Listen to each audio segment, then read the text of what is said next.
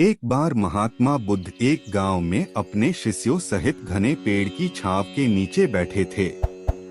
आसपास के गांव के बहुत सारे लोग अपनी अपनी मानसिक परेशानियां लेकर महात्मा बुद्ध के पास आ रहे थे। महात्मा बुद्ध उन सब की मानसिक परेशानियों का समाधान देते। सब लोग खुशी खुशी अपनी समस्याओं का समाधान पाकर वहां से लौट रहे थे।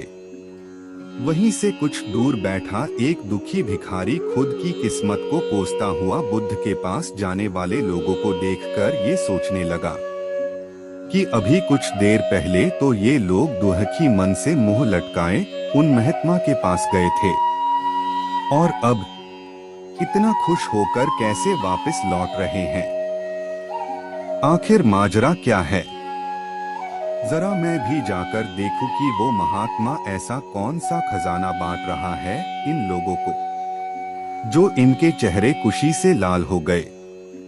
जब वो दुखी भिखारी कुछ नजदीक गया तो उसने देखा कि ये महात्मा तो लोगों को प्रवचन देकर लोगों के दुख का निवारण कर रहे हैं। ये देखकर भिखारी के मन में भी तीव्र इच्छा हुई कि क्यों ना मैं भी अपना दुख इन महात्मा को बता दूं। मुझे भी अपने दुख का समाधान अवश्य मिलेगा। बस फिर क्या था।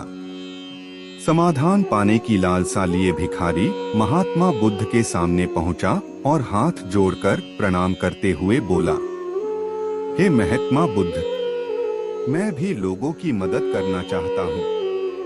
मेरी बहुत इच्छा है कि मैं लोगों की मदद करूं, लेकिन मैं मदद कैसे करूं? मैं तो बहुत गरीब हूं। ना तो मेरे पास धन है, ना ही कोई वस्तु जिससे मैं किसी की मदद कर सकूं।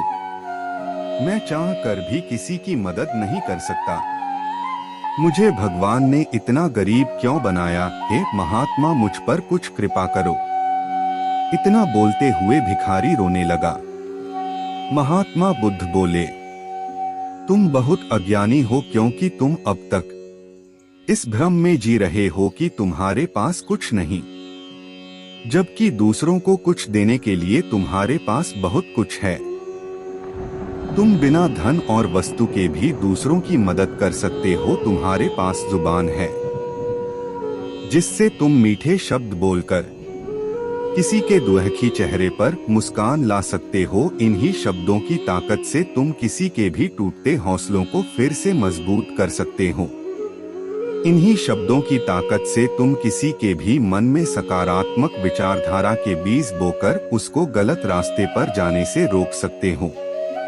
तुम्हारे पास दो हाथ है जिससे तुम किसी भी कमजोर और लाचार की मदद कर सकते हो। तुम्हारे पास दो आंखें हैं जिससे तुम किसी अंधे को रास्ता दिखा सकते हो। तुम किसी के लिए दुआ कर सकते हो सकता है तुम्हारी दुआ से किसी के बिगड़े काम फिर से बन जाएं।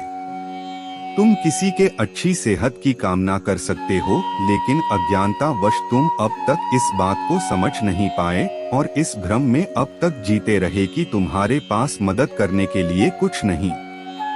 किसी की मदद करने के लिए धन और वस्तु का होना अनिवार्य नहीं है। बिना धन और वस्तु के भी हम कई प्रकार से लोगों की मदद कर सकते हैं।